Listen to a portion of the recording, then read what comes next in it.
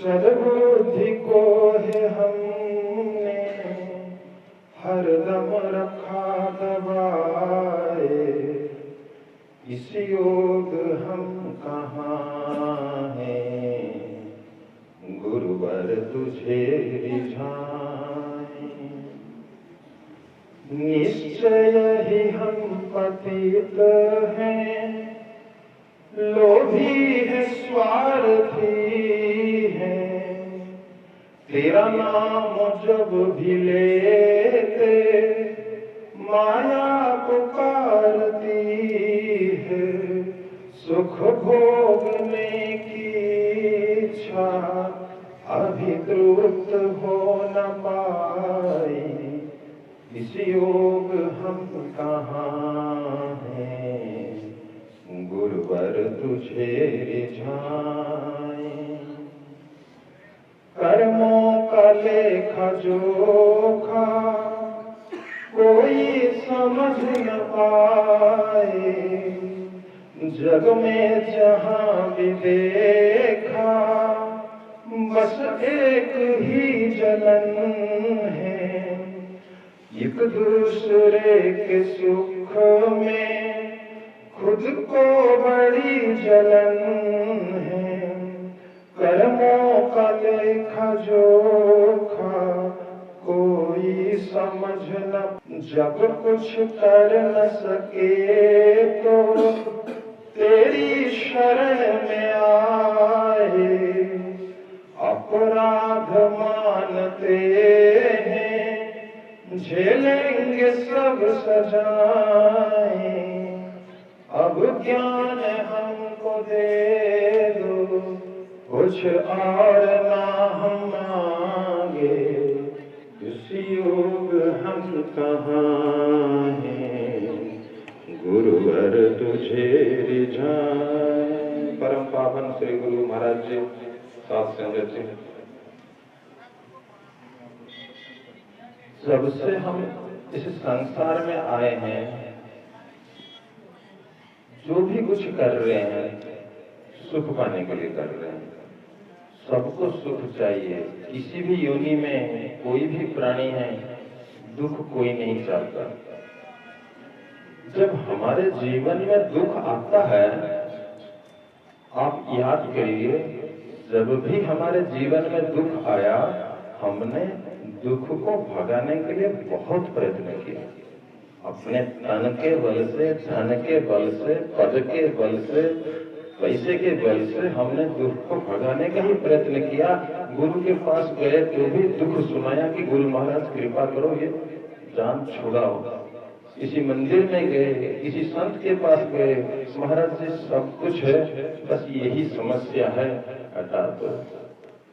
बस मैं एक बात पूछूंगा आपसे, जब आपके घर में सुख आया, उस सुख को भगाने के लिए आपने कहीं अरदास की क्या? गुरु महाराज जी मेरे घर में सुख आ गया है, ये कब तक रहेगा? कभी किया? कभी उसको भगाना चाहा? नहीं ना, वो रुका नहीं ना। वो सुख आपके पास हमेशा के लिए रुका नहीं। दुख को भगाने के लिए आपने 100 प्रयत्न किए, सुख को भगाने के लिए आपने कुछ नहीं किया, फिर भी सुख गया ना। जैसे बिना प्रयत्न के सुख गया, ऐसे ही प्रभु बिना प्रयत्न के दुख भी जाएगा। आपको कुछ करने की जरूरत नहीं, आप कुछ करेंगे तो भी जाने वाला नहीं। को न कहू सुख दुख करदाता, निज कृत कर्म भोग सब भ्राता। आप थोड़ा सा इंतजार करिए। सुख में सालों साल चले जाते हैं, तब हमको तकलीफ नहीं होती। दुख में 2 दिन हमको कष्ट होने लगता है, सबके शरण में जाने लगते हैं। दूसरी बात है, सुख कहाँ से आता है? इस संसार के विषयों से, संसार के व्यक्तियों से हमें सुख आता है। कहाँ से सुख आता है? समझ लो, मेरे मन के अंदर किसी चीज की इच्छा हुई, बस दुख का कारण आशा व कामना, यही दुख की जड़ है। आपके मन के अंदर इच्छा हुई ये व्यक्ति मिल जाएगा, यह वस्तु मिल जाएगा तो मैं सुखी हो जाऊंगा, यही आपके दुख का कारण है। कोई दुख नहीं दे रहा है इस संसार में आपको। आपका मानना है कि जब तक वो नहीं मिलता है तब तक दुखी। क्यों? मैंने माना उसके मिलने से सुख मिलेगा, बस यही दुख का कारण है। होता क्या है, जब वो मिल जाता है आपके मन के अंदर ये जो पाने की तड़प थी तो तड़प खत्म हो जाती है, आपका मन शांत हो जाता है, तो आनंद अंदर से आता है, उस वस्तु से नहीं आता है, उस व्यक्ति से नहीं आता है। आपके मन की जो स्थिति है, मुझे कुछ नहीं चाहिए, अब ये मिल गया ना, अब मुझे कुछ नहीं चाहिए, चाह गई चिंता मिटी मनवा बेपरवाह, जिसको कुछ नहीं चाहिए वो सब जगह सहनशाह। बस ये जो मुझे कुछ नहीं चाहिए, यह जो मन की स्थिति है, उसको आप किसी वस्तु को प्राप्त करके, किसी व्यक्ति को प्राप्त करके थोड़ी देर के लिए आप अपने मन को संभाल लेते हैं, कुछ ही देर बाद आपके मन के अंदर दूसरी इच्छा प्रकट होती है, मन की शांति भंग हो जाती है, फिर दुख ही दुख, फिर ही दुख ही दुख। जिस गाड़ी को आप बेच करके खुश होते हैं, उसी गाड़ी को कोई खरीद करके खुश होता है। अगर गाड़ी में सुख होता तो दोनों को सुख मिलता, गाड़ी में दुख होता तो दोनों को दुख मिलता। जिस लड़की को एक व्यक्ति तलाक देता है, डिवोर्स देता है, बोलता है जान छुट्टी, अब मैं सुख से रहूंगा, उसी लड़की से दूसरा शादी करता है। और किस लिए करता है? सुख के लिए करता है। लड़की में सुख है या दुख है? एक ही लड़की, एक डिवोर्स दे रहा है, दूसरी शादी कर रहा है। हमारे मन की स्थिति क्या है, मन की इच्छा क्या है, वह निर्भर करता है हमारी मन की शांति के ऊपर, सुख के ऊपर। तो विषय समझना यह है, हमारी मन की वह स्थिति, जब मन के अंदर कोई भी इच्छा नहीं है, इस स्थिति को आप किस प्रकार से अपने मन में स्थापित करते हैं। कुछ देर गुरुवाणी पाठ किया, कुछ देर समाधि लगाया, ध्यान लगाया, ज्ञान किया, उसमें भी वो स्थिति प्राप्त हो सकती है। संसार के किसी वस्तु से सुख पाना चाहा, उसमें भी प्राप्त हो सकती है। पर संसार के वस्तु और व्यक्ति अनित्य है, वो आपके मन को ज्यादा देर तक उस सुख सुविधा को दे नहीं सकते। इसलिए गुरु के शरण में, परमात्मा के शरण में, काल को छोड़ करके अकाल पुरुष के चरण में जाएंगे, जिसका कभी नाश नहीं होता है, उसके स्मरण में लगे रहेंगे, संसार के अनित्य सुखों से वंचित रहेंगे, तो मन सदा सदा के लिए आनंद में रह जाएगा। उसे कहते हैं ब्रह्मानंद। ज्यादा ना कहते हुए, समय सीमित है, फिर कभी गुरु महाराज जी कृपा करेंगे, आपके साथ भेंट करेंगे। वाहे गुरु जी का खालसा, वाहे गुरु जी।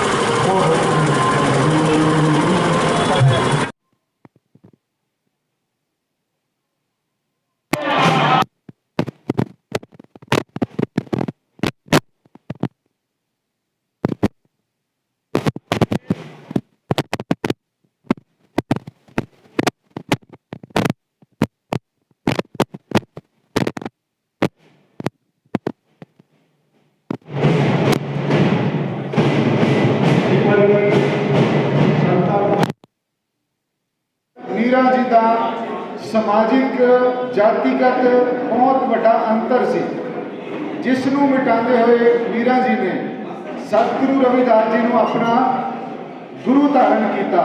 और मिसाल इस तरह की भी बहुत घट समाज में मिलती है।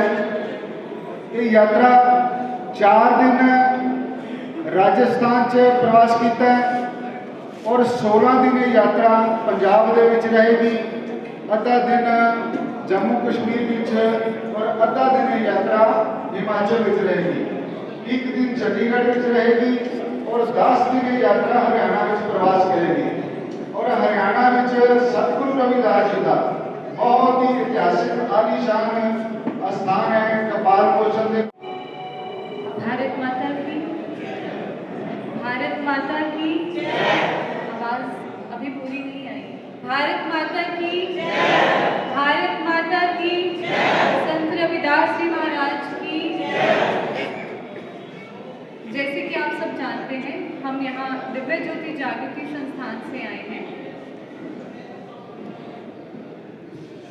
और अभी अभी आप जैसे सुन रहे थे इनसे कि भारत में 50% जो है वो आबादी, इससे ज़्यादा ही औरतों की है।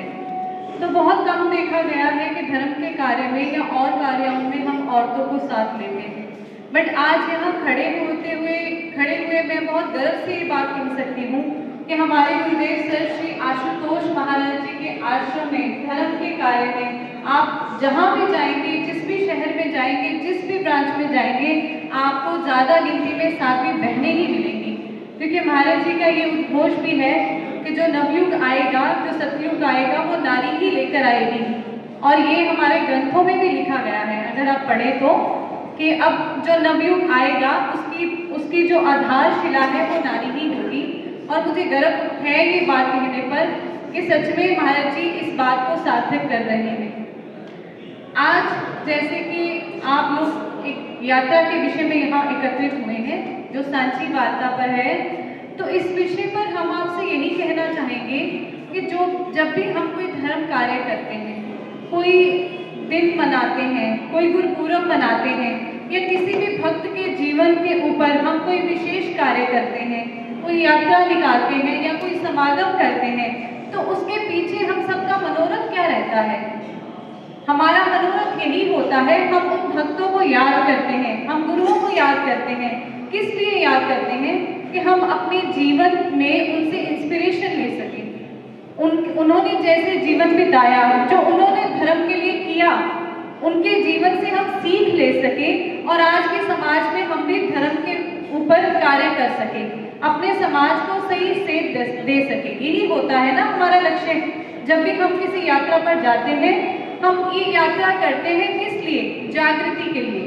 ये हमारी एक यात्रा है, जागृति यात्रा है। जागृत करने के लिए समाज को कि समय समय पर हमारे महापुरुषों ने, हमारे संतों ने हमें क्या उद्घोष दिए हैं। जैसे ये यात्रा मीरा जी को लेकर हम मना रहे हैं, हम ये यात्रा कर रहे हैं, तो हमारा लक्ष्य क्या होना चाहिए, हमारा सिद्धांत क्या होना चाहिए, इसको लेकर हम क्या सोचकर चल रहे हैं। हमारा लक्ष्य यही होना चाहिए कि हम साधारण जन को, प्रत्येक व्यक्ति को मीरा जी के जीवन के प्रति जागृत करें कि मीरा जी ने अपने जीवन में सर्वप्रथम तो उन्होंने गुरु धारण किए, तो सर्वप्रथम ये बात उनके जीवन में आती, उन्होंने एक बात क्लियर कर दी कि जब भी हम गुरु धारण करते हैं या हम धर्म के लिए चलते हैं तो हम जात पात नहीं देखते। कहते जात नहीं जगदीश की तो हरिजन की क्या हुई। जब ईश्वर की कोई जाति नहीं है, ईश्वर सबके लिए एक समान है। जैसे सूर्य है, सूर्य सबको एक समान रोशनी देता है, ऐसे ही ईश्वर सबके लिए एक है। तो फिर हम जातिवाद में क्यों फंसे हुए हैं? मीरा जी के जीवन से हमें ये शिक्षा मिलती है कि हम जातिवाद से ऊपर उठकर उस एक ईश्वर का ध्यान करें, उस एक ईश्वर को लेकर चले, उसको जानने का प्रयास करें। और जब तक एक व्यक्ति खुद को नहीं जानता, हमारे संत महापुरुष कहते हैं कि जब तक हम खुद को नहीं जानते तब तक हम समाज को जागृत नहीं कर सकते। कहते हैं कि आज देखा जाए तो समाज में बहुत सारे धर्म के कार्य हो रहे हैं, बहुत दान पुण्य हो रहा है, बहुत चैरिटी हो रही है, पर गुरु महाराज जी एक बात कहते हैं कि जैसे एक वृक्ष है, यदि आप चाहते हो कि वो वृक्ष फूल दे, फल दे, हम धर्म की बात करते हैं कि प्रत्येक इंसान में हम धर्म के गुण तुम देखना चाहते हैं। धृति क्षमा दमोस्तेयम शोचमिंद्रिय निग्रहः धीर विद्या सत्यम क्रोधः दशकम धर्म लक्षणम। हम चाहते हैं प्रत्येक व्यक्ति में धर्म के गुण हो, उसमें निस्वार्थ भाव हो, समाज के लिए अच्छी भावना हो। पर यह भावना कैसे पैदा होगी? प्रत्येक व्यक्ति, जब हम समाज के लिए अच्छा करना चाहते हैं तो सर्वप्रथम हमें खुद के अंदर जागृत होना होगा, खुद जागृत होना होगा, खुद के अंदर धर्म को जागृत करना होगा, तभी हम समाज में धर्म को जागृत कर सकते हैं। जैसे हम देखें कि एक पेड़ है, हम पेड़ के, अगर हम सोचें कि हम पेड़ के पत्तों को पानी दे दें, पेड़ की टहनियों को पानी दे दें, तो क्या हम ये उम्मीद कर सकते हैं कि वो पेड़ फलेगा फूलेगा?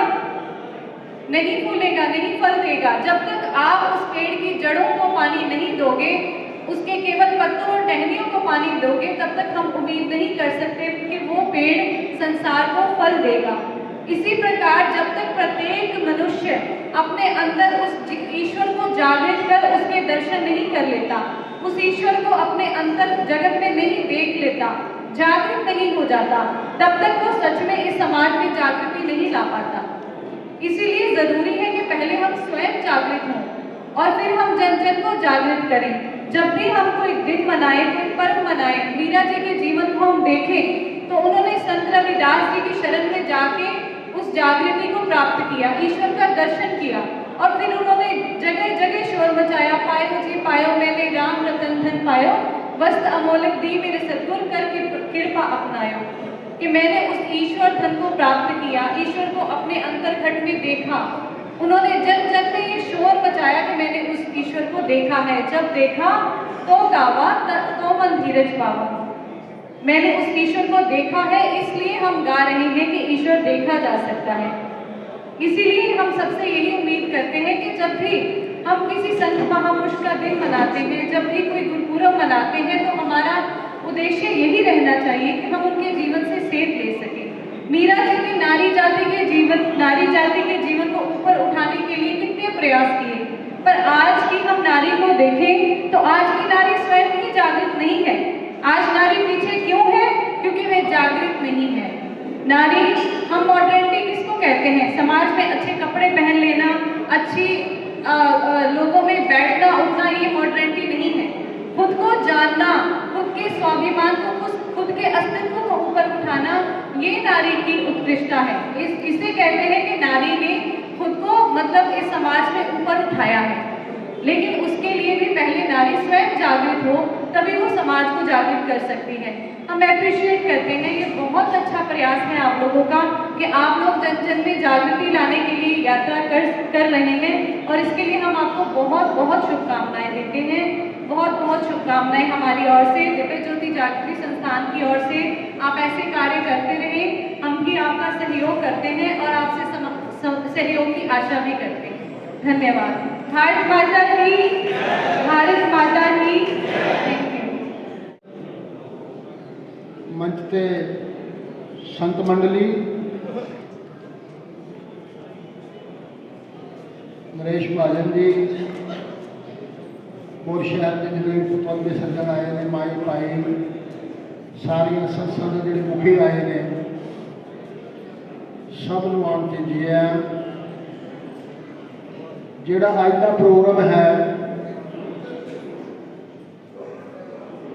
यह सांझी वार्ता का, पिछे आवाज बहुत आ रही है।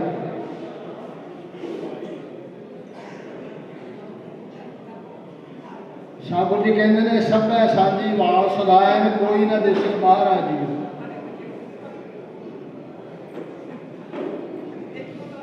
बाबा जी बचन फेर कर लियो। बाबा जी, आप जिस मकसद वास्ते आए हैं वो गल करिए।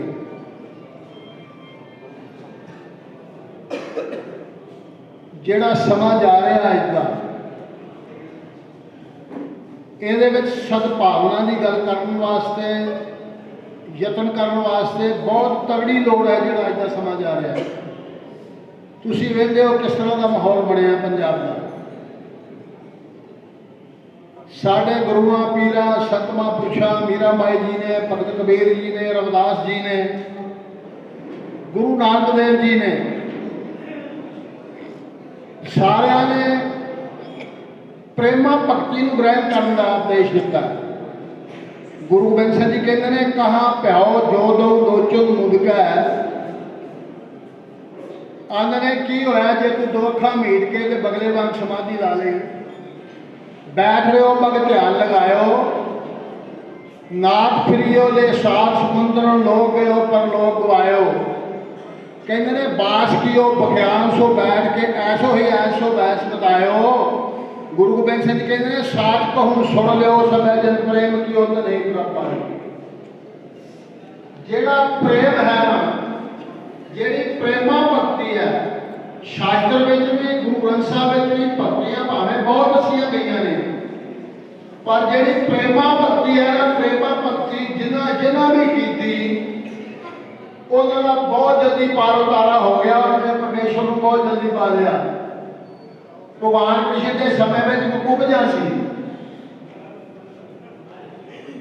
ਅਜੇ ਵੀ ਆਵਾਜ਼ ਆ ਰਹੀ ਹੈ, ਪਿੱਛੇ ਗੱਲਾਂ ਕਰ ਰਹੇ ਨੇ।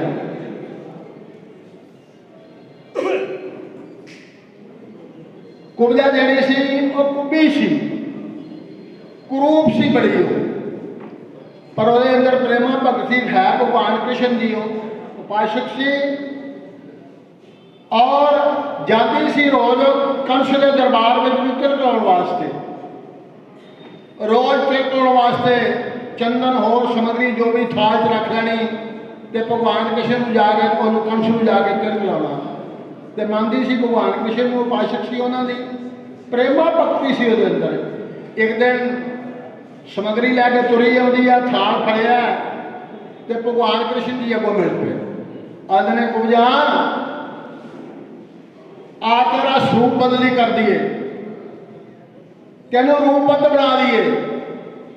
ਕਹਿੰਦੇ ਨੇ ਭਗਵਾਨ ਕ੍ਰਿਸ਼ਨ ਨੇ ਇੱਕ ਪੈਰ ਸੀ ਜਿਹੜਾ ਆਪਣਾ ਚਰਨ ਉਹਦੇ ਪੈਰ ਤੇ ਧਰਿਆ, ਉਹ ਇੱਕ ਹੱਥ ਸੀ ਜਿਹੜਾ ਉਹਦੀ ਠੋਡੀ ਨੂੰ ਪਾਇਆ, ਜਦੋਂ ਥੋੜਾ ਜਿਹਾ ਖਿੱਚਿਆ ਨਾ ਤਾਂ ਸਿੱਧੀ ਕਰ ਦਿੱਤੀ। ਇਹ ਮੈਂ ਨਹੀਂ ਕਹਿੰਦਾ, ਗੁਰੂ ਗੋਬਿੰਦ ਸਿੰਘ ਜੀ ਕਹਿੰਦੇ ਦਸਮ ਗ੍ਰੰਥ ਵਿੱਚ ਕਹਿੰਦੇ ਨੇ ਤਨ ਭਾਗ ਭਲੇ ਉਹ ਸੰਭਾਲਣ ਕੇ ਹਰ ਕੇ ਤਨ ਕੋ ਜਹਾਜ ਛਹਾਇਓ। ਕਹਿੰਦੇ ਨੇ ਉਹ ਮਾਲਣਾ ਉਹ ਜਿਹੜੀ ਸੀ ਨਾ ਕੁਬਜਾ, ਉਹ ਭਾਗਾਂ ਵਾਲੀ ਬਣ ਗਈ ਜਿਹਨੂੰ ਭਗਵਾਨ ਕ੍ਰਿਸ਼ਨ ਦੇ ਹੱਥਾਂ ਦੀ ਸ਼ੋਅ ਪ੍ਰਾਪਤ ਹੋ ਗਈ, ਉਹ ਕਰ ਗਈ। ਪ੍ਰੇਮਾ ਭਗਤੀ, ਅੱਜ ਪ੍ਰੇਮਾ ਭਗਤੀ ਦੀ ਲੋੜ ਹੈ, ਅੱਜ ਪਿਆਰ ਦੀ ਲੋੜ ਹੈ ਇੱਕ ਦੂਜੇ ਨਾਲ। ਕਿਸੇ ਨੂੰ ਫਿੱਕਾ ਨਾ ਬੋਲੋ, ਜਿਹੜਾ ਫਿੱਕਾ ਬੋਲਣਾ ਨਾ, ਸਾਬਤ ਜੀ ਕਹਿੰਦੇ ਨੇ ਨਾਨਕ ਫਿੱਕਾ ਬੋਲੀਏ ਤਨ ਮਨ ਫਿੱਕਾ ਹੋਏ, ਫਿੱਕੇ ਫਿੱਕੀ ਸਦੀਆ ਫਿੱਕੇ ਫਿੱਕੀ ਸੋਏ, ਫਿੱਕਾ ਮੂਰਖ ਆਖੀਏ ਪਾਣਾ ਲੈ ਸਜਾਏ। ਆਂਦੇ ਨੇ ਪਾਣਾ ਨਾਮ ਹੈ ਜੁੱਤੀ ਦਾ। ਆਂਦੇ ਜਿਹੜਾ ਦਰਗਾਹ ਵਿੱਚ ਜਾਏਗਾ ਨਾ ਫਿੱਕਾ ਬੋਲਣ ਵਾਲਾ, ਆਂਦੇ ਨੇ ਗਾਂ ਜੁੱਤੀਆਂ ਦੀ ਮਾਰ ਪਏਗੀ ਉਹਨੂੰ। ਤੁਹਾਨੂੰ ਪਤਾ ਦੁਰਯੋਧਨ ਨੂੰ ਦ੍ਰੋਪਦਾ ਨੇ ਇਹੋ ਗੱਲ ਆਖੀ ਸੀ ਨਾ, ਆਂਦੇ ਲੰਦਾ ਰਿਓ, ਇਹੋ ਗੱਲ ਕਹੀ ਸੀ ਨਾ, ਆਂਦੇ ਲੰਦਾ ਰਿਓ। ਆਖਣ ਲੱਗਾ ਚੰਗਾ ਤੈਨੂੰ ਇਸ ਗੱਲ ਦਾ ਮੈਂ ਦੱਸਾਂਗਾ, ਸਮਾਏਗਾ। ਤੇ ਭਾਈ ਗੁਰਦਾਸ ਜੀ ਬਾਣੀ ਨੂੰ ਕਹਿੰਦੇ ਨੇ ਫਿਰ ਉਹਨੂੰ ਗੁੱਸਾ ਆਇਆ, ਉਹਨੇ ਸਭਾ ਸੱਦੀ ਤੇ ਉਹਨੂੰ ਦੁਸ਼ਾਸਨ ਨੂੰ ਆਖਿਆ ਇਹਨੂੰ ਵਾਲਾਂ ਤੋਂ ਕੇਸਾਂ ਤੋਂ ਫੜ ਕੇ ਲਿਆ, ਦ੍ਰੋਪਦਾ ਨੂੰ ਖਿੱਚ ਕੇ ਸਭਾ ਵਿੱਚ ਅੰਦਰ ਸਭਾ ਦੁਸ਼ਾਸਨ ਮੱਥੇ ਵਾਲ ਦ੍ਰੋਪਦੇ ਆਂਦੀ। ਕਹਿੰਦੇ ਨੇ ਦੂਤਾਂ ਨੂੰ ਫਰਮਾਇਆ ਨੰਗੀ ਕਰੋ ਪੰਚਾਲੀ ਬੰਦੀ। ਦੂਤਾਂ ਨੂੰ ਆਖਿਆ ਇਹਨੂੰ ਭਰੀ ਸਭਾ ਵਿੱਚ ਨਗਨ ਕਰ ਦਿਓ ਦ੍ਰੋਪਦਾ ਨੂੰ। ਤੇ ਪੰਜੇ ਪਾਂਡਵ ਵੇਖਦੇ, ਜਿਹੜੇ ਪਾਂਡਵ ਸੀ ਉਹਨਾਂ ਜੂਆ ਖੇਡ ਕੇ ਦ੍ਰੋਪਦਾ ਨੂੰ ਹਰਾਤਾ ਸੀ ਜੂਏ ਵਿੱਚ। ਸਾਰੇ ਬੈਠੇ ਸਨ ਇੱਦਾਂ, ਪਰ ਕਿਸੇ ਦੀ ਯੁਰਤ ਨਹੀਂ ਸੀ ਕਿ ਡੱਕ ਲੈਣ ਆ ਕੇ ਕਰ ਨਹੀਂ ਸੀ ਸਕਦੇ ਕੁਛ ਵੀ, ਅਧੀਨ ਹੋ ਗਏ ਸਨ। ਪੰਡੇ ਪਾਂਡਵ ਵੇਖਦੇ ਉਹ ਕਟਰੁੱਤੀ ਨਾਰ ਜਨਾਂ ਦੀ। ਕਹਿੰਦੇ ਨੇ ਫਿਰ ਅੱਖੀ ਮੀਟ ਧਿਆਨ ਦਾ ਰਹਾ ਹਾ ਕ੍ਰਿਸ਼ਨ ਕਲੇ ਬਲ ਲਾਦੀ। ਹੈ ਭਗਵਾਨ ਦੀ ਕ੍ਰਿਸ਼ਨ ਦੀ ਉਪਾਸ਼ਕ ਸੀ, ਪ੍ਰੇਮਾ ਭਗਤੀ ਸੀ ਉਹਦੇ ਅੰਦਰ। ਤੇ ਮਿਹਣੇ ਮਾਰਦੀ ਹੈ ਭਗਵਾਨ ਜੇ ਮੇਰੀ ਪੱਤ ਲੈ ਗਈ ਨਾ ਤੇ ਮੈਨੂੰ ਕਿਸੇ ਨੇ ਕੁਛ ਨਹੀਂ ਕਹਿਣਾ। ਲੋਕੀ ਇਹ ਕਹਿਣਗੇ ਵੀ ਦੁਆਪਰ ਕਿਸੇ ਵਿੱਚ ਭਗਵਾਨ ਕ੍ਰਿਸ਼ਨ ਹੋਇਆ ਸੀ, ਉਹਦੀ ਕੋਈ ਪ੍ਰੇਮਾ ਕਰਨ ਵਾਲੀ ਜਿਹੜੀ ਦ੍ਰੋਪਦਾ ਸੀ ਨਾ, ਉਹ ਸਭਾ ਵਿੱਚ ਨਗਨ ਹੋ ਗਈ। ਕਹਿੰਦੇ ਨੇ ਫਿਰ ਭਗਵਾਨ ਕ੍ਰਿਸ਼ਨ ਨੂੰ ਯਾਦ ਕੀਤਾ, ਆਏ ਉਹਨਾਂ ਰੱਖਿਆ ਕੀਤੀ। ਫਿਰ ਕੀ ਹੋ ਗਿਆ? ਕਹਿੰਦੇ ਨੇ ਕੱਪੜ ਕੋਟ ਉਸਾਰੇ ਨੂੰ ਥੱਕੇ ਦੂਤ ਨਾ ਬਾਰ ਵਸਾਂਦੀ। ਕਹਿੰਦੇ ਜਿਹੜੇ ਦੂਤ ਸੀ ਨਾ ਉਹਨਾਂ ਜ਼ੋਰ ਲਾ ਲਿਆ ਪੂਰਾ, ਮੈਨੂੰ ਸਭਾ ਵੀ ਨਗਨ ਕਰਦੀ ਹੈ। ਕਹਿੰਦੇ ਇਹ ਨਹੀਂ ਫਿਰ ਪਤਾ ਲੱਗਦਾ ਉਹ ਦ੍ਰੋਪਦਾ ਜਿਹੜੀ ਉਹ ਨਾਰੀ ਹੈ ਕਿ ਸਾੜੀ ਹੈ ਕਿ ਸਾੜੀਓ ਕੀ ਨਾਰੀ ਹੈ। अमार लागे साड़ियां दे पर द्रोपता नगन नहीं सी हुई उहदे विच प्रेमा भगती सी। अज प्रेमा भगती की लोड़ है गुरमुखो सब नूं मिठा बोलो किसी की निंदिया ना करो किसी की चुगली ना करो। अज तुसीं वेंदे हो गुरु ग्रंथ साहिब दीयां बेनतियां हो रही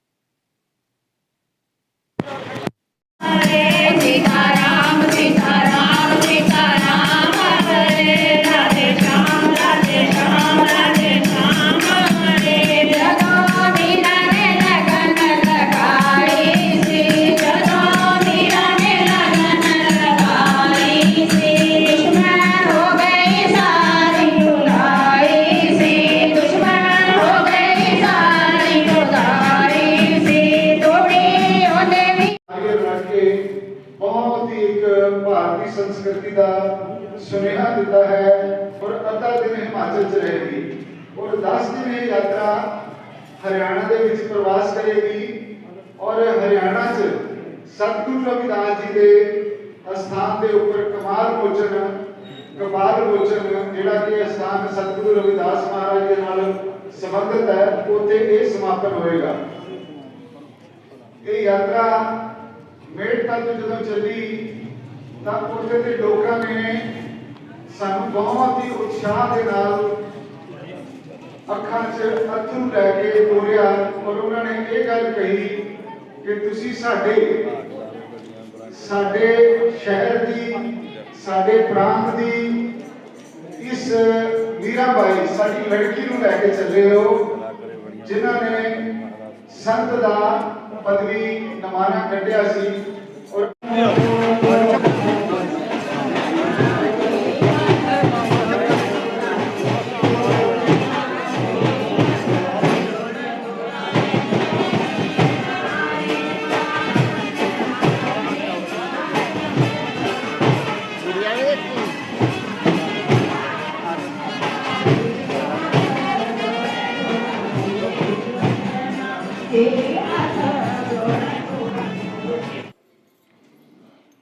भाई साहब भाई स्वर्ण सिंह जी विरक, माननीय सरदार बृजभूषण सिंह जी बेदी और बहुत ही मानयोग वरिंदर प्रभाकर जी, इन्हां दी सदका अज असी ਬਾਬਾ ਆਇਆ ਸਿੰਘ ਜੀ ਰਿਆੜਕੀ ਸਕੂਲ ਅਤੇ ਕਾਲਜ ਵਿੱਚ ਦਰਸ਼ਨ ਕਰਨ ਆਏ ਹਾਂ ਔਰ ਬਿਲਕੁਲ ਐ ਮਹਿਸੂਸ ਹੋ ਰਿਹਾ ਹੈ ਕਿ ਜਿੱਦਾਂ ਅਸੀਂ ਮੀਰਾਂ ਚਲੀ ਸਤਿਗੁਰ ਕੇ ਧਾਮ ਯਾਤਰਾ ਦਾ ਸਲੋਗਨ ਉਲੀਕਿਆ ਸੀ ਔਰ ਸਾਂਝੀਵਾਲਤਾ ਯਾਤਰਾ ਲੈ ਕੇ ਚੱਲੇ ਸੀ, ਤਾਂ ਹਰ ਜਗ੍ਹਾ ਅਸੀਂ ਉਪਦੇਸ਼ ਵੀ ਕਰ ਰਹੇ ਸੀ, ਵਚਨ ਵੀ ਕਰ ਰਹੇ ਸੀ, ਲੋਕਾਂ ਨੂੰ ਸੁਧਾਰਨ ਵਾਸਤੇ ਆਹਵਾਨ ਵੀ ਦੇ ਰਹੇ ਸੀ। ਪਰ ਇੱਥੇ ਆ ਕੇ ਮੈਂ ਪਿਛਲੀ ਵੀ ਕਈ ਸਟੇਜਾਂ ਤੇ ਇਹ ਗੱਲ ਕਹੀ ਸੀ ਕਿ ਸਾਨੂੰ ਕੋਈ ਗਾਈਡ ਕਰੇ ਕਿ ਅਸੀਂ ਇਸ ਨਾਲੋਂ ਹੋਰ ਅੱਛਾ ਕੀ ਕਰ ਸਕਦੇ ਆ ਸਮਾਜ ਦੇ ਵਿੱਚ।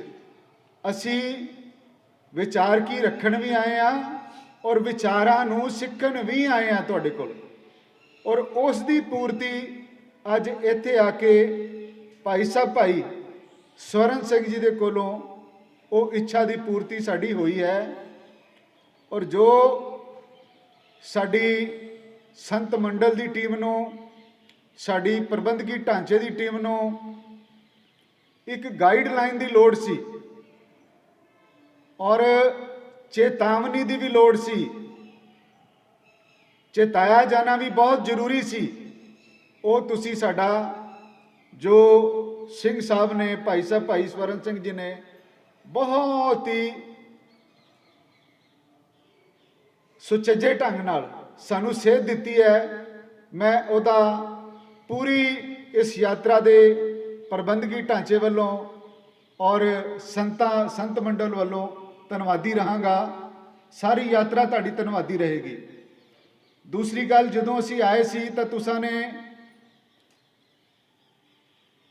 ਜਦੋਂ ਭਾਰਤ ਵੰਡਿਆ ਗਿਆ ਸੀ ਔਰ ਪੰਜਾਬ ਵੰਡਣ ਦੀ ਵੀ ਗੱਲ ਕਹੀ ਸੀ ਕਿ ਕਿੱਦਾਂ ਪੰਜਾਬ ਕਿਹੜੇ ਸਾਲਾਂ 'ਚ ਕਿਹੜੇ ਸੰਨ ਦੇ ਵਿੱਚ ਵੰਡਿਆ ਗਿਆ। ਅਸੀਂ ਟਵਿੱਟਰ ਤੇ ਸਪੇਸ ਚੱਲਦੀ ਹੈ ਔਰ ਜਦੋਂ ਸਪੇਸ ਚੱਲਦੀ ਹੈ ਤੇ ਉਹ ਕਿਸੇ ਵੀ ਦੇਸ਼ ਦਾ ਕੋਈ ਵੀ ਵਿਅਕਤੀ ਕਿਸੇ ਵੀ ਦੇਸ਼ ਦੇ ਵਿਅਕਤੀ ਨਾਲ ਗੱਲ ਕਰ ਸਕਦਾ ਹੈ। ਉਹ ਖੁੱਲਾ ਮੰਚ ਹੁੰਦਾ ਹੈ। ਉਹ ਇੱਕ ਮੰਚ ਚੱਲ ਰਿਹਾ ਸੀ ਪੰਜਾਬੀਆਂ ਦਾ ਔਰ ਉਹਦੇ 'ਚ ਪੰਜਾਬ ਦੇ ਮੁਸਲਮਾਨ ਵੀ ਜੁੜੇ ਹੋਏ ਸੀ, ਤਾਂ ਮੈਂ ਵੀ ਜੁੜ ਗਿਆ। ਤੇ ਉੱਥੇ ਇਹ ਮੈਂ ਸਵਾਲ ਰੱਖਿਆ ਪੰਜਾਬੀ ਮੁਸਲਮਾਨਾਂ ਦੇ ਕੋਲ ਕਿ ਪੰਜਾਬੀਓ 1947 'ਚ ਜਿਹੜਾ ਪੰਜਾਬ ਵੰਡਿਆ ਗਿਆ ਸੀ, ਭਾਰਤ ਵੰਡਿਆ ਗਿਆ ਸੀ, ਕਿ ਜਿਹੜਾ ਪੰਜਾਬ ਦਾ ਹਿੱਸਾ ਸੀ ਉਹ ਅੱਜ ਤੁਹਾਡੇ ਕੋਲ ਉਹ ਹਿੱਸਾ ਪੂਰਾ ਹੈ ਕਿ ਜਾਂ ਉਹਦੇ ਟੁਕੜੇ ਹੋ ਗਏ ਨੇ। ਕਹਿੰਦੇ ਤੁਸੀਂ ਕੀ ਕਹਿਣਾ ਚਾਹੁੰਦੇ ਹੋ, ਮਤਲਬ ਉਹਨਾਂ ਨੂੰ ਸਮਝ ਨਹੀਂ ਲੱਗੀ। ਮੈਂ ਕਿਹਾ ਜੀ ਸਾਡਾ ਪੰਜਾਬ ਉਦੋਂ ਅੱਧਾ ਪੰਜਾਬ ਇੱਧਰ ਰਹਿ ਗਿਆ ਸੀ, ਉਸ ਤੋਂ ਬਾਅਦ ਪੰਜਾਬ ਦੇ 2 ਟੁਕੜੇ ਹੋਰ ਹੋਏ, 3 ਟੁਕੜੇ ਹੋ ਗਏ। ਹਿਮਾਚਲ ਨਿਕਲ ਗਿਆ, ਦਿੱਲੀ ਨਿਕਲੀ, ਹਰਿਆਣਾ ਬਣ ਗਿਆ ਔਰ ਪੰਜਾਬ ਸੂਬਾ ਛੋਟਾ ਜਿਹਾ ਸੂਬੀ ਰਹਿ ਗਈ। ਤਾਂ ਉਹਨਾਂ ਨੇ ਬੜੇ ਦਲੇਰਾਨਾ ਢੰਗ ਨਾਲ ਕਿਹਾ ਕਿ ਇੱਥੇ ਦੇ ਪੰਜਾਬੀ ਮੁਸਲਮਾਨਾਂ ਦਾ ਜਿਹੜਾ ਦਬਕਾ ਹੈ ਨਾ ਉਹ ਤੁਹਾਡੇ ਨਾਲੋਂ ਬਹੁਤ ਜ਼ਿਆਦਾ ਹੈ। ਤੇ ਕਿਤੇ ਨਾ ਕਿਤੇ ਉਹਨਾਂ ਨੇ ਸਾਨੂੰ ਕਮਜ਼ੋਰ ਦੱਸਿਆ ਕਿ ਅਸੀਂ ਉਹਨਾਂ ਨੇ ਉਸ ਪੰਜਾਬ ਦੇ ਹੋਰ ਵਿਖੰਡਨ ਨਹੀਂ ਹੋਣ ਦਿੱਤਾ, ਪਰ ਅਸੀਂ ਇੱਥੇ ਦੇ ਪੰਜਾਬ ਨਿਵਾਸੀਆਂ ਨੇ ਪੰਜਾਬ ਨੂੰ ਹੋਰ 3 ਟੁਕੜਿਆਂ 'ਚ ਵੰਡ ਲਿਆ। ਇਹ ਬਹੁਤ ਵੱਡੀ ਸਾਡੀ ਸਿਆਸਤਦਾਨਾਂ ਦੀ ਕਮਜ਼ੋਰੀ ਸੀ, ਸੰਤਾਂ ਦੀ ਕਮਜ਼ੋਰੀ ਸੀ, ਲੋਕਾਂ ਦੀ ਕਮਜ਼ੋਰੀ ਸੀ। ਇਹ ਵੰਗਾਰ ਜਿਹੜੀ ਤੁਸੀਂ ਅੱਜ ਸਾਨੂੰ ਪਾਈ ਹੈ ਨਾ, ਅਸੀਂ ਦੁਬਾਰਾ ਫਿਰ ਇਸ ਨੂੰ ਅਖੰਡ ਪੰਜਾਬ ਔਰ ਅਖੰਡ ਭਾਰਤ ਬਣਾਉਣ ਵੱਲ ਅਸੀਂ ਫਿਰ ਇਹ ਕਦਮ ਉਸ ਪਾਸੇ ਵਧਾਵਾਂਗੇ। ਔਰ ਆਉਣ ਵਾਲਾ ਸਮਾਂ ਅਸੀਂ ਚਾਹਾਂਗੇ ਕਿ ਜਿਸ ਤਰ੍ਹਾਂ ਅਖੰਡ ਭਾਰਤ ਸੀ ਉਸ ਤਰ੍ਹਾਂ ਅਖੰਡ ਭਾਰਤ ਅਸੀਂ ਆਪਣੇ ਆਉਣ ਵਾਲੀਆਂ ਨਸਲਾਂ ਨੂੰ ਸੌਂਪ ਕੇ ਜਾਈਏ। ਹੁਣ ਮੈਂ ਬੇਨਤੀ ਕਰਾਂਗਾ ਸਾਰੇ ਹੀ ਸੰਤਾਂ ਵੱਲੋਂ, ਸਾਰੀ ਸੰਗਤ ਵੱਲੋਂ, ਮਹੰਤ ਗੁਰਵਿੰਦਰ ਸਿੰਘ ਜੀ ਮਹਾਰਾਜ ਸਾਡੇ 'ਚ ਚੱਲ ਰਹੇ ਨੇ, ਉਹ ਥੋੜੇ ਸਮੇਂ ਵਾਸਤੇ ਆਪਣੀ ਗੱਲ ਕਰਨਗੇ ਸਾਂਝੀਵਾਲਤਾ ਯਾਤਰਾ ਦੀ। ਸਾਡੇ 'ਚ ਸਰਦਾਰ ਜਰਨੈਲ ਸਿੰਘ ਜੀ ਫਰਵਾਹੀ ਚੱਲ ਰਹੇ ਨੇ, ਗੁਰੂ ਰਵਿਦਾਸ ਜੀ ਮੰਦਿਰ ਹੈ ਮਾਨਸਾ, ਉਹਨਾਂ ਦੇ ਪੰਜਾਬ ਦੇ ਮੁਖੀ ਨੇ। ਸੰਤ ਬਾਬਾ ਪਰਸ਼ੋਤਮ ਲਾਲ ਜੀ ਮਹਾਰਾਜ ਚੱਲ ਰਹੇ ਹਨ, ਸੰਤਾਂ ਦੇ ਸਰਪ੍ਰਸਤ ਹਨ, ਸੰਤਾਂ ਦੀ ਟੋਲੀ ਦੇ। ਉਸ ਜਿਸ ਸਥਾਨ ਤੋਂ ਇਹ ਗੱਦੀ ਨਸ਼ੀਨ ਹਨ, ਉਸ ਸਥਾਨ ਦੇ ਉੱਪਰ ਸਤਿਗੁਰੂ ਰਵਿਦਾਸ ਜੀ, ਸਤਿਗੁਰੂ ਕਬੀਰ ਜੀ ਔਰ ਸਤਿਗੁਰੂ ਭਗਤ ਧੰਨਾ ਜੱਟ ਜੀ 70 ਦਿਨ ਰਹੇ ਸਨ, ਤਪੱਸਿਆ ਕੀਤੀ ਸੀ। ਉਹਨਾਂ ਦੇ ਨਾਲ ਹੀ ਸੰਤ ਬਾਬਾ ਸਰਬਜੀਤ ਸਿੰਘ ਜੀ ਜੇਟੂਵਾਲ ਵਾਲੇ, ਉਹਨਾਂ ਦੇ ਨਾਲ ਹੀ ਸੰਤ ਬਾਬਾ ਸੁਖਦੇਵ ਸਿੰਘ ਜੀ ਜੇਟੂਵਾਲ ਵਾਲੇ, ਉਹਨਾਂ ਦੇ ਨਾਲ ਹੀ ਸੰਤ ਬਾਬਾ ਪਰਮਜੀਤ ਸਿੰਘ ਜੀ ਜੇਟੂਵਾਲ ਵਾਲੇ ਔਰ ਸਵਾਮੀ ਮਾਧਵਾਨੰਦ ਜੀ ਵੀ, ਔਰ ਸਾਡੇ ਬਹੁਤ ਹੀ ਸਤਿਕਾਰਯੋਗ ਸਰਦਾਰ ਗੁਰਬਚਨ ਸਿੰਘ ਜੀ ਮੋਖਾ ਜਿਹੜੇ ਮਲੇਰਕੋਟਲਾ ਤੋਂ ਬਿਲੋਂਗ ਕਰਦੇ ਹਨ। ਹੋਰ ਵੀ ਕਈ ਸੰਗਤਾਂ ਦੇ ਪੜ੍ਹੇ ਲਿਖੇ ਔਰ ਸੂਝਵਾਨ ਵਿਅਕਤੀ ਚੱਲ ਰਹੇ ਨੇ। ਤੇ ਮੈਂ ਟਾਈਮ ਦਾ ਸੰਕੋਚ ਕਰਦਾ ਹੋਇਆ ਬੇਨਤੀ ਕਰਾਂਗਾ ਮਹੰਤ ਗੁਰਵਿੰਦਰ ਸਿੰਘ ਜੀ ਮਹਾਰਾਜ ਨੂੰ, ਜਿਹੜੇ ਕਿ ਸੰਤਾਂ ਦੇ ਪ੍ਰਮੁੱਖ ਹਨ। ਅੱਜ ਅਸੀਂ ਇੱਥੋਂ ਕੀ ਸਿੱਖਿਆ ਹੈ, ਔਰ ਖਾਸ ਤੌਰ ਤੇ ਮੈਂ ਜਿੰਨੀ ਦੇਰ 'ਚੋਂ ਆਉਂਦੇ ਨੇ ਇਹ ਕਹਾਂਗਾ ਕਿ ਜਿਹੜਾ ਭਾਈ ਸਾਹਿਬ ਭਾਈ ਸਰਨ ਸਿੰਘ ਵਿਰਕ ਜੀ, ਪਿੱਛੇ ਵੀ 2 ਸਟੇਜਾਂ ਤੇ ਇਹ ਗੱਲ ਹੋਈ ਹੈ ਕਿ ਜਦੋਂ ਤੱਕ ਭਾਰਤ ਦੀ ਮਹਿਲਾ ਸਸ਼ਕਤ ਨਹੀਂ ਹੁੰਦੀ, ਉਦੋਂ ਤੱਕ ਭਾਰਤ ਦਾ ਵਿਕਾਸ ਹੋਣਾ ਵੀ ਬਹੁਤ ਔਖਾ ਹੈ। ਔਰ ਭਾਈ ਸਾਹਿਬ ਭਾਈ ਸਰਨ ਸਿੰਘ ਜੀ, ਜੋ ਇਹ ਡਾਕਟਰ ਅੰਬੇਦਕਰ ਜੀ ਨੇ ਕਿਹਾ ਸੀ ਕਿ ਬਰਾਬਰ ਪ੍ਰਤੀਨਿਧਤਾ ਮਿਲਣੀ ਚਾਹੀਦੀ ਹੈ, ਬਿਲਕੁਲ ਉਸੇ ਗਾਈਡਲਾਈਨ ਨੂੰ ਇਹ ਸਾਰਥਕ ਕਰ ਰਹੇ ਨੇ। ਇਸ ਕਰਕੇ ਮੈਂ ਇਹਨਾਂ ਦੇ ਚਰਨਾਂ 'ਚ ਸਿਰ ਨਵਾਵਾਂਗਾ ਕਿ ਇਹ ਸੰਵਿਧਾਨ ਤੌਰ ਤੇ ਸਾਡੀਆਂ ਬੱਚੀਆਂ ਨੂੰ ਤਿਆਰ ਕਰਕੇ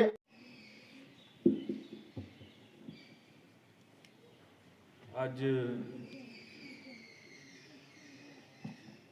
ਸੰਤ ਬਾਬਾ ਆਇਆ ਸਿੰਘ ਜੀ ਰਿਆੜਕੀ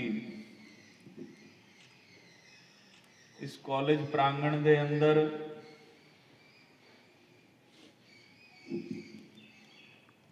ਆ ਕਰਕੇ ਇਸ ਯਾਤਰਾ ਦਾ जो सुनेहा, जो संदेश, जो विचार लेकर के ये महापुरुष चले है, उसदे सार्थकता का एक बहुत वड्डा उदाहरण असी इत्थे वेख्या है।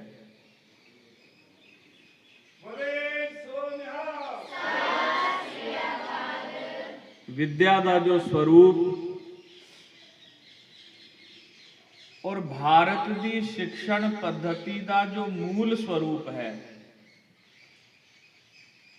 क्योंकि वर्तमान दे विच जिस शिक्षण प्रणाली दे विच आपां शिक्षा प्राप्त कर रहे हैं, वो साडी शिक्षण प्रणाली नहीं है। साडी शिक्षण प्रणाली का स्वरूप ये है जिस दे दर्शन आप इत्थे कर रहे हैं। कालांतर दे विच साडे भारत वर्ष ने एक बड़ा लंबा समय पराधीनता की अवस्था दे विच बिताया।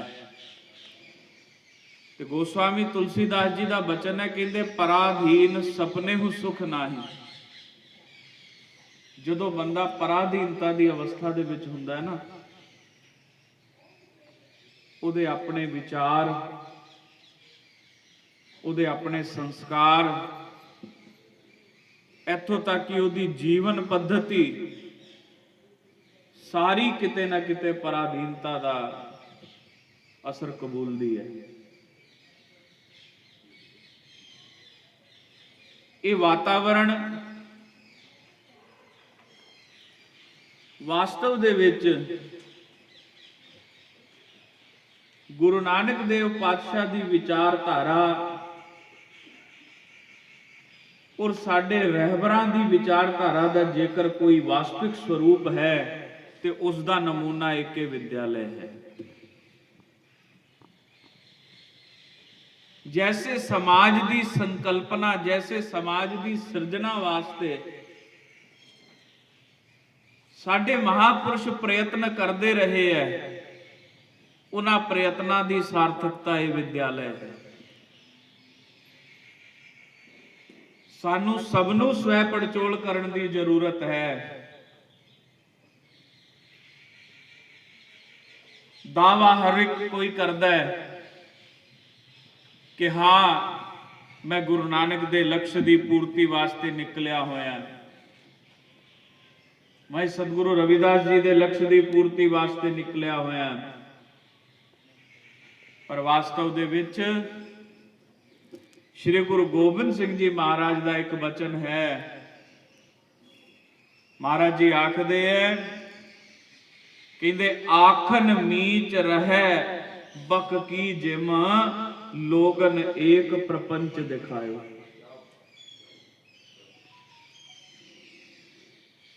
ਔਰ ਮੈਂ ਇਹ ਗੱਲ ਕਹਾਂਗਾ ਕਿ ਵਿਅਕਤੀ ਆਪਣੇ ਆਪ ਨੂੰ ਹੀ ਅੰਧਕਾਰ ਦੇ ਵਿੱਚ ਰੱਖਦਾ ਹੈ। ਗੁਰੂ ਨਾਨਕ ਦੇਵ ਜੀ ਮਹਾਰਾਜ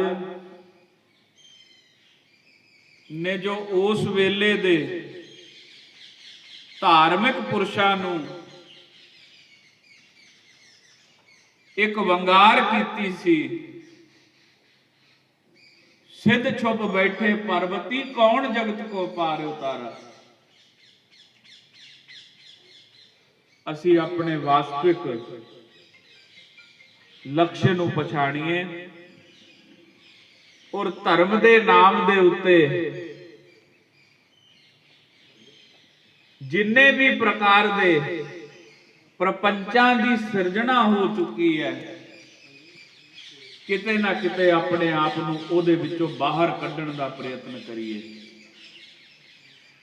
ਗੁਰੂ ਨਾਨਕ ਦੇਵ ਜੀ ਮਹਾਰਾਜ ਦੀ ਵਿਚਾਰਧਾਰਾ, ਮਹਾਰਾਜ ਜੀ ਆਖਦੇ ਆ, ਕਹਿੰਦੇ ਜਦ ਤੱਕ ਸਵੈ ਪੜਚੋਲ ਨਹੀਂ ਕਰਾਂਗੇ ਨਾ, ਮਿਟੈ ਨਾ ਭ੍ਰਮ ਕੀ ਕਾਈ, ਉਦੋਂ ਤੱਕ ਭ੍ਰਮ ਦੀ ਕਾਈ ਉਹਦੀ ਨਿਵਰਤੀ ਨਹੀਂ ਹੋਏਗੀ। ਜੇਕਰ ਭ੍ਰਮ ਦੀ ਨਿਵਰਤੀ ਚਾਹੁੰਦੇ ਆ, ਸੰਸਾਰ ਦੇ ਵਿੱਚ ਆਪਣੇ ਆਪ ਨੂੰ ਪਛਾਣਨ ਵਾਲਾ ਆਇਨਾ ਆਪਣੇ ਤੋਂ ਵੱਡਾ ਕੋਈ ਨਹੀਂ ਹੈ। ਦੁਨੀਆ ਸਾਨੂੰ ਭਾਵੇਂ ਜਿੰਨੇ ਮਰਜ਼ੀ ਵੱਡੇ ਵੱਡੇ ਅਲੰਕਾਰਾਂ ਦੇ ਨਾਲ ਨਵਾਜਦੀ ਹੋਵੇ, ਬਾਬਾ ਫਰੀਦ ਸਾਹਿਬ ਦਾ ਵਚਨ ਸਭ ਨੂੰ ਯਾਦ ਰੱਖਣ ਦੀ ਲੋੜ ਹੈ। ਫਰੀਦਾ ਕਾਲੇ ਮਹਿੰਡੇ ਕੱਪੜੇ, ਕਾਲਾ ਮਹਿੰਡਾ ਵੇਸ, ਗੁਣ ਹੀ ਭਰਿਆ ਮੈਂ ਫਿਰਾਂ ਲੋਕ ਕਹੇ ਦਰਵੇਸ਼। ਆਪਣੀ ਸਵੈ ਪੜਚੋਲ ਕਰਨ ਦੀ ਜ਼ਰੂਰਤ ਹੈ ਕਿ ਸਾਨੂੰ ਸਮਾਜ ਨੇ ਤੇ ਬੜਾ ਸਤਿਕਾਰ ਦਿੱਤਾ ਹੈ ਕਿ ਜੇ ਸਤਿਕਾਰ ਨੂੰ ਮੈਂ ਲੈ ਰਿਹਾ, ਮੈਂ ਉਹਦੇ ਕਾਬਿਲ ਵੀ ਹਾਂ। ਸਿਰੋਂ ਪਾਵ ਜਿਸ ਬਖਸ਼ਿਸ਼ ਦੀ ਪ੍ਰਾਰੰਭਤਾ ਗੁਰੂ ਘਰ ਤੋਂ ਹੋਈ, ਅੱਜ ਹਜ਼ਾਰਾਂ ਹੀ ਆਪਾਂ ਗਲਾਂ ਦੇ ਵਿੱਚ ਪਾ ਪਾ ਕੇ ਲਾ ਕੇ ਰੱਖ ਦਿੱਤੇ।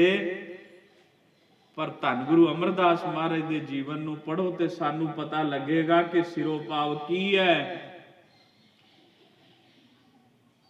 ਸਿਰੋਂ ਪਾਵ ਇੱਕ ਬਹੁਤ ਵੱਡੀ ਜ਼ਿੰਮੇਵਾਰੀ ਹੈ। ਸੋ ਜਿੰਨੇ ਵੀ ਧਾਰਮਿਕ ਪੁਰਸ਼ ਨੇ, ਪੁਰਸ਼ ਤੋਂ ਭਾਵ ਇੱਥੇ ਜੈਂਡਰ ਨਹੀਂ ਲੈਣਾ, ਜਿੰਨੇ ਵੀ ਪਰਮਾਤਮਾ ਦੇ ਚਰਨਾਂ ਦੇ ਵਿੱਚ ਲੱਗੇ ਹੋਏ ਜੀਵ ਹੈ, ਜਿਹੜੇ ਆਪਣੇ ਆਪ ਨੂੰ ਧਾਰਮਿਕ ਸਦਾਉਂਦੇ ਹੈ, ਉਹ ਵਾਸਤਵ ਦੇ ਵਿੱਚ ਧਰਮ ਦੇ ਉਹਨਾਂ ਗੁਣਾਂ ਦੇ ਧਾਰਨੀ ਹੋਣਗੇ ਤੇ ਅਸਲ ਧਾਰਮਿਕ ਸਰੂਪ ਨੂੰ ਪ੍ਰਾਪਤ ਕਰ ਸਕਦੇ ਹੈ।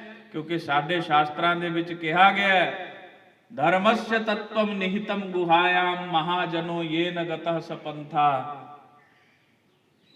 ਜਿਸ ਮਾਰਗ ਤੇ ਸਤਿਗੁਰੂ ਗੁਰੂ ਨਾਨਕ ਦੇਵ ਜੀ ਮਹਾਰਾਜ ਗਏ, ਜੇ ਤੇ ਆਪਾਂ ਉਸ ਮਾਰਗ ਦਾ ਅਨੁਸਰਣ ਕਰ ਰਹੇ ਹਾਂ, ਜਿਸ ਮਾਰਗ ਤੇ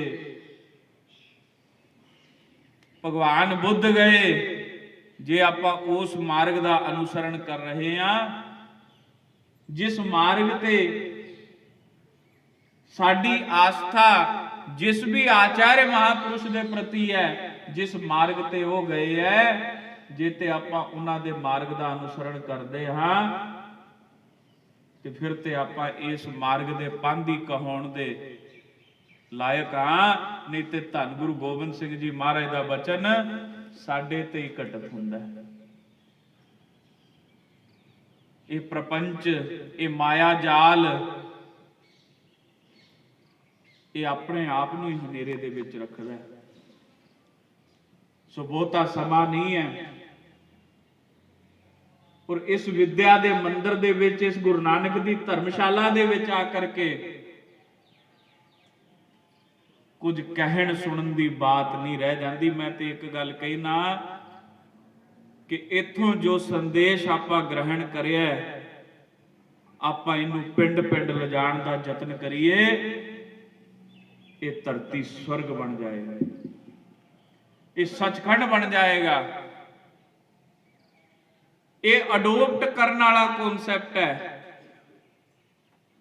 ਕਬੀਰ ਸਾਹਿਬ ਦਾ ਬਚਨ ਹੈ, ਵਿਸ਼ੇਸ਼ ਕਰ ਸਾਡੇ ਮਹਾਪੁਰਸ਼ਾਂ ਨੂੰ ਇਸ ਦਾ ਸਮਰਨ ਕਰਨ ਦੀ ਜ਼ਰੂਰਤ ਹੈ।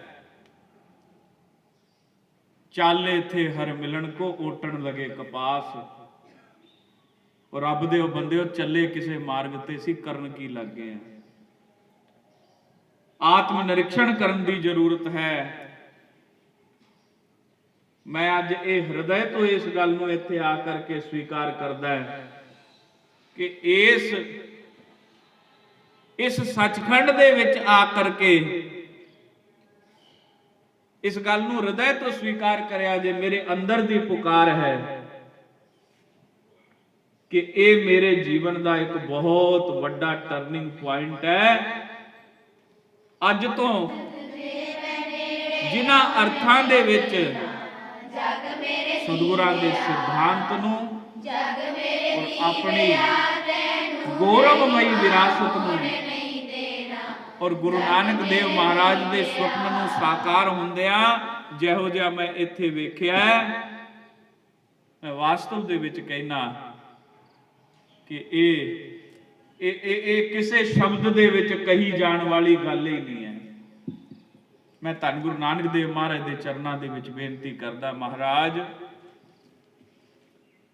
ਸਾਡੇ ਤੇ ਕਿਰਪਾ ਕਰੋ, ਸਾਨੂੰ ਸਹੀ ਮਾਰਗ ਤੇ ਤੋਰ ਦਿਓ। ਸਾਡੇ ਵਿੱਚ ਉਹ ਬਲ ਆਵੇ ਜੋ ਤੁਹਾਡੇ ਵਿੱਚ ਸੀ। ਆਪ ਜੀ ਦਾ ਕਿਰਦਾਰ ਉਹ ਮਹਾਨ ਕਿਰਦਾਰ ਹੈ ਜੋ ਧਰਮ ਸੱਤਾ ਨੂੰ ਵੀ ਵੰਗਾਰਨ ਦੀ ਹਿੰਮਤ ਰੱਖਦਾ ਹੈ, ਜੋ ਰਾਜ ਸੱਤਾ ਨੂੰ ਵੀ ਵੰਗਾਰਨ ਦੀ ਹਿੰਮਤ ਰੱਖਦਾ ਹੈ। ਸਿੱਧਾਂ ਨੂੰ ਵੀ ਵੰਗਾਰ ਪਾਈ ਕਿ ਤੁਸੀਂ ਪਰਵਤਾਂ ਤੇ ਚਲੇ ਗਏ, ਜਗਤ ਦਾ ਕੀ ਹੋਏਗਾ। ਤੇ ਜੇ ਉਸ ਵੇਲੇ ਹੁਕਮਰਾਨ ਪਾਪ ਕਰ ਰਿਹਾ ਹੈ ਤੇ ਪਾਪ ਕੀ ਜੰਜ ਲੈ ਕਾਬਲੋ ਧਾਇਆ, ਝੋਰੀ ਮੰਗੈ ਦਾਨ ਵੇ ਲਾਲੋ। ਬਾਬਰ ਨੂੰ ਜਾਬਰ ਕਹਿਣ ਦੀ ਹਿੰਮਤ ਵੀ ਸਾਹਿਬ ਗੁਰੂ ਨਾਨਕ ਦੇਵ ਮਹਾਰਾਜ ਸੱਚੇ ਪਾਤਸ਼ਾਹ ਵਿੱਚ ਸੀ। ਅਸੀਂ ਕਮ ਸੇ ਕਮ ਆਪਣੇ ਆਪ ਨੂੰ ਸਹੀ ਮਾਰਗ ਤੇ ਚੱਲਣ ਦਾ ਯਤਨ ਕਰੀਏ। ਔਰ ਇਹ ਮਹਾਂਪੁਰਸ਼ ਜਿਸ ਸੰਕਲਪ ਨੂੰ ਲੈ ਕਰਕੇ ਚੱਲੇ ਹੈ, ਸਾਂਝੀ ਵਾਲਤਾ, ਬੱਚਿਆਂ ਨੇ ਬੜੇ ਸੁੰਦਰ ਚਿੱਤਰ ਬਣਾਏ ਆ, ਉਧਰ ਲੱਗੇ ਆ। ਇਹ ਗੁਰਬਾਣੀ, ਇਹ ਧੰਨ ਸਤਿਗੁਰੂ ਸ੍ਰੀ ਗੁਰੂ ਗ੍ਰੰਥ ਸਾਹਿਬ ਜੀ ਮਹਾਰਾਜ ਮਾਤਰ 6 ਗੁਰੂਆਂ ਦੀ ਬਾਣੀ ਨਾਲ ਸੰਪੂਰਨ ਨਹੀਂ ਹੁੰਦੇ। 36 ਮਹਾਪੁਰਸ਼ਾਂ ਦੀ ਬਾਣੀ, कोई बंगाल तो है, कोई यूपी तो है, कोई महाराष्ट्र तो है, कोई पंजाब तो है। जिन हर जपया से हर होए, जात अजात जपै जन सोए, जो जापै तिसकी गत होए। धन गुरु अर्जन देव जी महाराज कि महाराज जिसने आराधना की ਉਹ ਮੁਕਤ ਹੋਇਆ। ਮਾਰਗ ਉਹਨੇ ਜਿਹੜਾ ਮਰਜ਼ੀ ਅਪਣਾਇਆ, ਕਿਸੇ ਇੱਕ ਮਾਰਗ ਤੇ ਮੋਹਰ ਸਤਿਗੁਰਾਂ ਨੇ ਨਹੀਂ ਲਾਈ ਕਿ ਜੇ ਇਸ ਧਰਮ ਦੇ ਅਕੀਦੇ ਰਾਹੀਂ ਚੱਲੇਗਾ ਤੇ ਮੁਕਤ ਹੋਵੇਗਾ। ਮਹਾਰਾਜ ਸੱਚੇ ਪਾਤਸ਼ਾਹ ਨੇ ਕਿਹਾ ਕਿ ਧਰਮ ਦੇ ਤੱਤਵ ਜੇ ਤੇਰੇ ਜੀਵਨ ਦੇ ਵਿੱਚ ਆਉਣਗੇ, ਕੀ ਹੈ ਧਰਮ ਦੇ ਤੱਤਵ? ਜੇ ਸਾਡੇ ਜੀਵਨ ਦੇ ਵਿੱਚ ਦਇਆ ਨਹੀਂ, ਜੇ ਸਾਡੇ ਜੀਵਨ ਦੇ ਵਿੱਚ ਛਮਾ ਨਹੀਂ, ਜੇ ਸਾਡੇ ਜੀਵਨ ਦੇ ਵਿੱਚ ਸਮਦਮ ਆਦਿ ਗੁਣ ਨਹੀਂ, ਜੇ ਸਾਡਾ ਇੰਦਰੀਆਂ ਦਾ ਨਿਗ੍ਰਹ ਕਰਨ ਦਾ ਬਲ ਸਾਡੇ ਵਿੱਚ ਨਹੀਂ, ਜੇਕਰ ਸੱਤਿਆਵਾਦਿਤਾ ਦੀ ਹਿੰਮਤ ਸਾਡੇ ਵਿੱਚ ਨਹੀਂ, ਤੇ ਫਿਰ ਕਾਹਦੇ ਧਾਰਮਿਕ ਹਾਂ ਮਹਾਰਾਜ। ਫਿਰ ਤੇ ਕਬੀਰ ਸਾਹਿਬ ਮਹਾਰਾਜ ਦਾ ਉਹ ਬਚਨ ਸਾਰਥਕ ਹੈ ਕਿ ਫਿਰ ਤੇ ਬਹੁ ਪ੍ਰਪੰਚ ਕਰ ਪਰ ਧਨ ਲਿਆਵੇ, ਸੁਤਦਾਰਾ ਪੈ ਆਨ ਲੁਟਾਵੇ, ਮਨ ਮੇਰੇ ਭੂਲੇ ਕਪਟ ਨਾ ਕੀਜੈ, ਅੰਤ ਨਵੇਰਾ ਤੇਰੇ ਜੀ ਪੈ ਲੀਜੈ। ਫਿਰ ਤੇ ਮਾਥੇ ਤਿਲਕੇ ਹੱਥ ਮਾਲਾ ਬਾਨਾ, ਲੋਗਨ ਰਾਮ ਖਿਲੌਣਾ ਜਾਣਾ। ਪਰ ਮਹਾਰਾਜ ਮੇਰੇ ਸੱਚੇ ਪਾਤਸ਼ਾਹ ਕਹਿੰਦੇ ਵੀ ਰਾਮ ਨਿਆਣਾ ਨਹੀਂ। ਚਤਰਾਈ ਦੇ ਨਾਲ ਜੱਗ ਨੂੰ ਉਲਝਾਇਆ ਜਾ ਸਕਦਾ, ਪਰਮੇਸ਼ਰ ਨਹੀਂ ਉਲਝਦਾ। ਇਸ ਕਰਕੇ ਬਹੁਤਾ ਕੁਝ ਨਾ ਕਹਿੰਦੇ ਹੋਏ ਮੈਂ ਸਾਰੇ ਮਹਾਪੁਰਸ਼ਾਂ ਵੱਲੋਂ ਗੁਰੂ ਨਾਨਕ ਦੀ ਵਿਚਾਰਧਾਰਾ ਦੇ ਇਸ ਸੱਚਖੰਡ ਨੂੰ ਆਪਣੇ ਦਿਲ ਦੀਆਂ ਗਹਿਰਾਈਆਂ ਤੋਂ ਸੀਸ ਝੁਕਾਉਣਾ ਹੈ ਔਰ ਗੁਰੂ ਨਾਨਕ ਸਾਹਿਬ ਮਹਾਰਾਜ ਦੇ ਚਰਨਾਂ 'ਚ ਪ੍ਰਾਰਥਨਾ ਕਰਦਾ ਹੈ ਕਿ हे ਮਹਾਰਾਜ ਕਿਰਪਾ ਕਰੋ, ਆਪਣੇ ਪੈਰੋਕਾਰਾਂ ਨੂੰ, ਆਪਣੇ ਸੇਵਕਾਂ ਨੂੰ ਬਲ ਬੁੱਧ ਉਦਮ ਬਖਸ਼ੋ ਕਿ ਉਹ ਤੇਰੇ ਨਾਮ ਤੇ ਚੰਗੇ ਕੰਮ ਕਰਨੇ ਸ਼ੁਰੂ ਕਰ ਦੇਣ, ਉਹ ਤੇਰੀ ਵਿਚਾਰਧਾਰਾ ਨੂੰ ਵਾਸਤਵ ਦੇ ਵਿੱਚ ਮੰਨਣਾ ਸ਼ੁਰੂ ਕਰ ਦੇਣ। ਮੈਂ ਕਹਿੰਦਾ ਵੀ ਜਿੰਨੇ ਕੁ ਗੁਰੂ ਨਾਨਕ ਦੇਵ ਮਹਾਰਾਜ ਦੇ ਨਾਂ ਤੇ ਰੋਟੀਆਂ ਖਾਂਦੇ ਨਾ, ਜਿੰਨੇ ਕੁ ਧਰਮ ਦੇ ਨਾਂ ਤੇ ਰੋਟੀਆਂ ਖਾਂਦੇ ਆ, ਜੇ ਉਹੀ ਸਹੀ ਮਾਰਗ ਤੇ ਚੱਲ ਪੈਣ ਤੇ ਧਰਤੀ ਸਵਰਗ ਬਣ ਜਾਏਗੀ। ਗੁਰੂ ਪਾਤਸ਼ਾਹ ਰਹਿਮਤ ਕਰਨ, ਮੇਰੀਆਂ ਭੁੱਲਾਂ ਚੁੱਕਾਂ ਮੇਰੀਆਂ ਝੋਲੀਆਂ ਦੇ ਵਿੱਚ ਪਾ ਦਿਓ, ਤੇ ਜੇ ਕੋਈ ਗੱਲ ਚੰਗੀ ਲੱਗੇ ਹੋਵੇ ਤੇ ਉਹ ਸਤਿਗੁਰਾਂ ਦੀ ਬਾਤ ਜਾਣ ਕਰਕੇ ਸਵੀਕਾਰ ਕਰਨੀ। ਧੰਨ ਸਤਿਗੁਰੂ ਗੁਰੂ ਰਵਿਦਾਸ ਜੀ ਮਹਾਰਾਜ ਦੇ ਸੰਕਲਪ ਦਾ ਸੰਸਾਰ ਸਾਰਥਕ ਹੋਵੇ, ਇਹੀ ਅਰਦਾਸ ਮਾਲਕ ਦੇ ਚਰਨਾਂ ਦੇ ਵਿੱਚ ਹੈ। ਐਸਾ ਚਾਹੂੰ ਰਾਜ ਮੈਂ ਜਾਂ ਮਿਲੇ ਸਭਨ ਕੋ ਅੰਨ, ਛੋਟ ਵੱਡੇ ਸਭ ਸਮ ਵਸੈ ਰਵਿਦਾਸ ਰਹੈ ਪ੍ਰਸੰਨ। ਇਹ ਮਹਾਂਪੁਰਸ਼ਾਂ ਨੇ ਸੰਸਾਰ ਨੂੰ ਜੋੜਿਆ, ਆਪਾਂ ਜਿਨ੍ਹਾਂ ਮਹਾਂਪੁਰਸ਼ਾਂ ਦੇ ਨਾਂ ਤੇ ਹੀ ਸੰਸਾਰ ਨੂੰ ਤੋੜ ਦਿੱਤਾ। ਜੁੜਿਆ ਹੀ ਆਨੰਦ ਹੈ। ਗੁਰੂ ਪਾਤਸ਼ਾਹ ਰਹਿਮਤ ਕਰਨ, ਸਾਡੇ ਸਾਰਿਆਂ ਦੀ ਹਾਜ਼ਰੀ ਆਪਣੇ ਦਰ ਤੇ ਪ੍ਰਵਾਨ ਕਰਨ। ਸਾਡਾ ਜੀਵਨ ਧਨ ਹੈ ਕਿ ਅਸੀਂ ਇਸ ਕਲਯੁਗ ਦੇ ਭਿਆਨਕ ਸਮੇਂ ਦੇ ਅੰਦਰ ਐਸੇ ਸੁੰਦਰ ਵਾਤਾਵਰਣ ਦੇ ਦਰਸ਼ਨ ਕੀਤੇ ਹੈ। ਔਰ ਮੈਂ ਮਾਲਕ ਦੇ ਚਰਨਾਂ 'ਚ ਅਰਦਾਸ ਕਰਕੇ ਜਾਵਾਂਗਾ ਕਿ ਇੱਥੋਂ ਜੋ ਕੁਝ ਅਸੀਂ ਸਿੱਖਿਆ, ਇੱਥੋਂ ਜੋ ਕੁਝ ਅਸੀਂ ਜਾਣਿਆ, ਜੋ ਅਸੀਂ ਅਨੁਭਵ ਕੀਤਾ, ਉਹ ਅਸੀਂ ਸਮਾਜ ਦੇ ਵਿੱਚ ਜਾ ਕਰਕੇ ਕਿਤੇ ਨਾ ਕਿਤੇ ਕਿਰਿਆਨਵਿਤ ਕਰਨ ਦਾ ਪ੍ਰਯਤਨ ਕਰੀਏ। ਇਤਨੇ ਸ਼ਬਦਾਂ ਦੇ ਨਾਲ ਮੈਂ ਆਪਣੀ ਬਾਣੀ ਨੂੰ ਵਿਰਾਮ ਦੇਣਾ।